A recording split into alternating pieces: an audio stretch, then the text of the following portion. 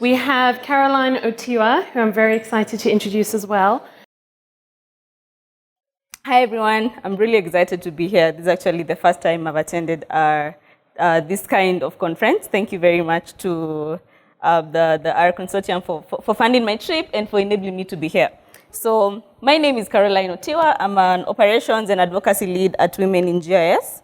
So Women in GIS is a consortium of advocates in academia, in the private sector, in government, and also in local NGOs. So it's basically a community of women who've come together to use data to advocate and champion for gender issues. This does not mean that we are kicking out men. It's just we're just focusing on solving gender issues. So of course men are invited, and we are able to do this through 4 ways. We organize events around networking events, cocktail events, just events to bring people together. We also do knowledge transfer sessions. These are capacity building trainings and workshops in universities through some partners that we've been able to meet along our 2 years of existence. We also do professional development. These are after office hours trainings for younger professionals in our field. And finally, then we also do data visualization challenges. So that's collecting data from various sources, making it accessible for people in our community, and then we're able to analyze it and provide visualizations focusing again on gender issues. And finally, we also do projects focused on gender issues, which is what I'm going to be covering today. Oh, sorry, these are just some of the partners that we work with that have been able to be very, very supportive in that. And I think now we should add our community in that. So these are some of the projects that we've been able to come up with or to work and support in doing. Ideally, we're just focused on gender and governance, and then we're also focused on looking at some of the gender priorities that we have globally, but we create a focus in Kenya and the East African region. So today I'm going to focus on sexual gender-based violence and the legal framework around achieving SDG 5, which is on gender equality. So ideally, to just look at how far the world is in achieving SDG 5 on gender equality, and then trickling that down to how far Africa is, and then going into Kenya and into the counties or the smaller administrative regions in Kenya. This work is based off of the progress of the Beijing Conference on Women that was about 25 years ago. So we're just going to make the use of data in looking at the constraints and the obstacles that have been facing women and the empowerment advocacies. So the United Nations has identified culture, traditions, and beliefs as some of the challenges that are there towards achieving gender equality. In as much as there are legal frameworks in place, there are still challenges of people within a country believing that this set of behavior is okay. In as much as everyone else knows it's not okay, there are legal frameworks that show it's not okay, but because the culture and the traditions of an area have been existing and people have been believing in that for too long, well, it keeps being propagated, and now we're just trying to look at how far the legal frameworks in Kenya specifically is able to address that.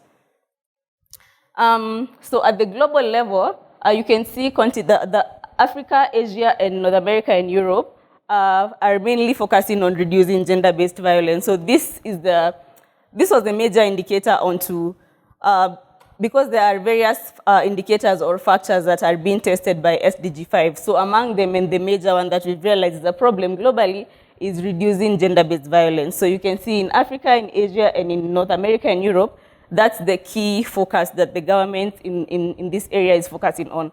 Then after that, we have economic empowerment and access to land and financial inclusions. So that's a factor because one of the factors that lead to gender-based violence is the codependency or the dependency of the women in relationships on their husbands. Because in some cases, there are no frameworks, or the women might not have access to land, they might not have access to assets, so they're depending on their male partners to provide for them financially. So this has been a major factor in trying to reduce gender-based violence, and we're going to see later how the counties in Kenya are trying to solve that. So this is just a simple visualization of women who are experiencing violence by an intimate partner. So these are ideally women who are above 14 years of age. And you can note that a huge part of Africa has women between 30 to 60% experiencing violence by their intimate partner. So you can imagine, so in about, out of 10 women, a maximum or at least a minimum of 4 of them is experiencing gender-based violence from the people they should trust, or the people who are ideally there to support them, to provide for them, to build them. So let's compare some of the countries. Kenya in the countries that I chose to do a comparison of, Kenya is between 40 to 50%, currently at 47% in the, looking at the number of incidences or at the occurrence of gender-based violence. The countries that are doing well are United States, Canada, and Australia. But again, they're not at zero. Ideally, by 2030, according to SDG 5 on gender equality, all of us, the whole globe should ideally be at 0% reported cases of gender-based violence, yeah? Or at least should be able to report that we are at 100% on achieving gender equality. So that means women in our area are able to access financial assets. Women in our area are not experiencing gender-based violence. Women in our area are able to have administrative seats that are not given to them as a token, but they actually fight it out with men. So after looking at and comparing Kenya to other countries in the world, let's now focus on the various counties. These are administrative regions, or administrative regions. Smaller local governments. After devolution, they created county governments. So the boundaries are on county governments. So you note that some of the indicators for looking at gender-based violence in Kenya are the number of survivors that are reported, as well as the number of cases that are reported within 72 hours. So note that in some areas, we would have numbers as high as 1,500 people reporting to be raped or to being harassed by their intimate partner. This is within 72 hours, yeah? And this is data as recent as 2019, and this one as well. So you see, in this case, we have survivors for 2019. These are about 2,352 women who reported cases to police stations, and eventually, after a series of follow-ups, they were deemed to have survived the incidences because they either didn't die or they didn't get infected, and they were able to leave the situation that presented them to be harassed. Then we can also look at this as the number of rape cases that have been initiated into PEP. PEP is post-exposure prophylaxis. This is a medication to prevent the victims from contracting AIDS. And then the other side is the rape cases that actually completed this PEP. So you can see the disparity between the numbers. The highest number we have on the cases who've started on PEP is 1,400, but the highest number of people who've actually completed is 639. So you see along the way we are losing more than half of the people who started out on the journey to recovery. So this again goes back to, I think it will be on the power dynamics in the household, because you reported, you went to the hospital, you were put on medication, but along the way, they lost the patient, like the patient no longer comes. So this could probably go back to the person with the power in the household, probably the intimate partner, the husband, prevented them from going. Again, could also be financial challenges. They are no longer able to access health facilities. Again, could also be the literal walking distance to health facilities. So that's accessibility of health facilities within the regions with high number of cases. Sorry, the black regions are regions where we didn't quite have data. So I think that also speaks into our structures for data collection and following up on issues. So we've spoken about the cases and how how indicators are used to point to gender-based violence in various areas. So now let's look at the legislation around marital rape. So this is a visualization on the number of countries in the world that have actually explicitly criminalized marital rape. Yeah? So you note that a huge part of Africa does not criminalize marital rape. So this means a lot of people, or a population or a percentage of people who go to report these cases will be turned back because, well, it's your husband. I'm sorry, there's nothing we can do about it. Well, some people will go and, well, it's just unfortunate. This goes to show that there might be legal frameworks that are intended to work to solve this, but are they really working to solve this? We have one specific, the Protection Against Domestic Violence Act of 2015. So this act talks about marital rape, but then it doesn't have precedence over saying that if someone is taken to, if someone is reported to have raped their wife, it doesn't quite say that that is a criminal offense, so they can get away with it. So that ideally just increases the number of people who are exposed to gender-based violence in our region.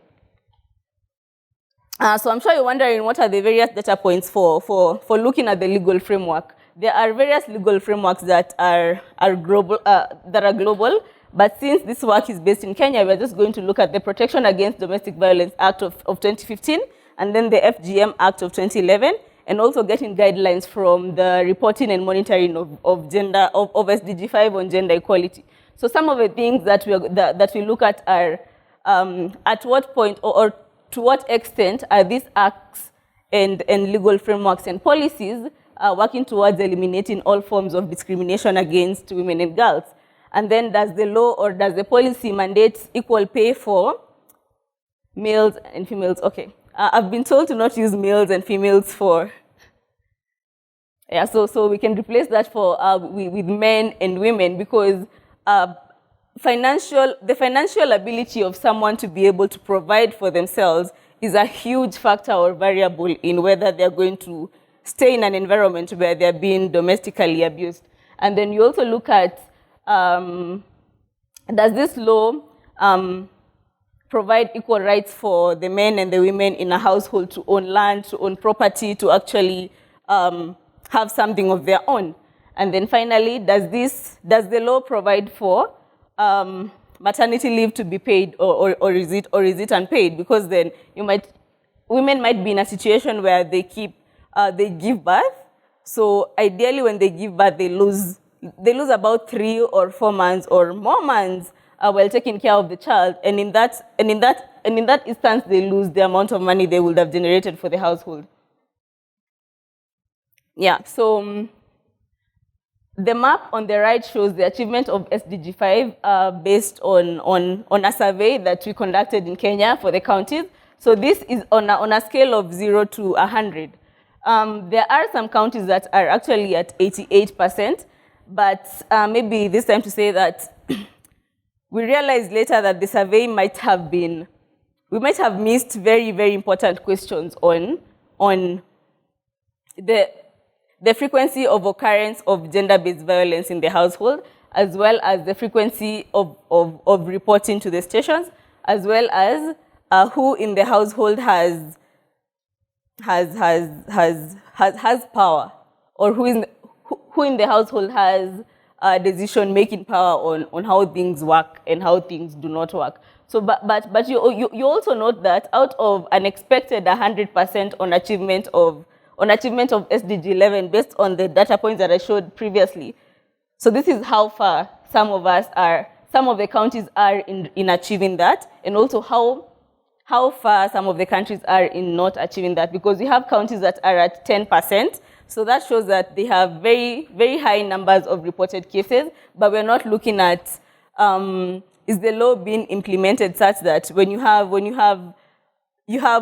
probably have enough judges in the system to cover cases that go on for this long. And then this on the other side shows the number of judges available versus the number of cases that have been reported. So in some cases, you note that the judicial system in Kenya is what is it called? It's rotational. So judges are always on rotational, and they're not fixed in one area. But we are looking at, within the period of time when the survey was conducted, how many judges were available in this county, in all the law courts in this county, versus the number of cases that were reported at that particular time. Within, you remember the first visualization of within 72 hours cases reported. So this just looks at that. So you can look at the variance between judges here used to check on how supportive is the judicial system versus the number of cases that have been reported, because we might educate women on when this happens, please go to a police station. When this happens, please talk to this and this organization. But if they're reporting, if they're doing everything, but the judicial system is working against them, then where are we? And yeah, so we are not ending there, and at the moment we're just trying to look at some geostatistical approaches into the various factors that are not geographical factors, but are soft factors that lead to these things. Because when you have conversations and when you do research, you realize that the level of education, alcoholism, economic status, the number of children in the household, among other factors, are contributing factors to the increase of the number of cases that have been reported. So now we want to look at these factors, create weights for them. Like if we say the level of education is a factor is a factor that leads to the increase of number of cases of SGBV in, say, Kisumu County in Kenya. So how much? So is that 100% of the factors, or is alcoholism then taking probably 0%? So it's just being able to equate or to provide a weighting model or a weighting procedure to see which of these factors is greater than the other. So that now we have a way of talking to the government, of talking to the organizations that are responsible into creating mitigation measures against this. So do we focus on education? Do we focus on providing mechanisms for creating money? Do we focus on contraception? Yeah.